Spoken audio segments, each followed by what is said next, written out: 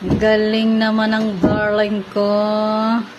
Natapos na niyang gawin ang bintana namin mga guys. Oh. Wow. Great job, darling. Wow naman, no. Wow, nice, darling.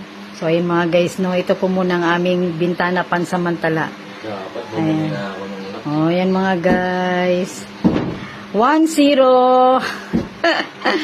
Thank you, darling. Ayan, mga guys. Ginawa niya yan, mga guys. Kanina nag-start po siya ng 1 o'clock. Anong oras na ba? Time check, mga guys. Alas 4 na po. Yan, no. Hindi pala madaling gumawa ng bintana, mga guys.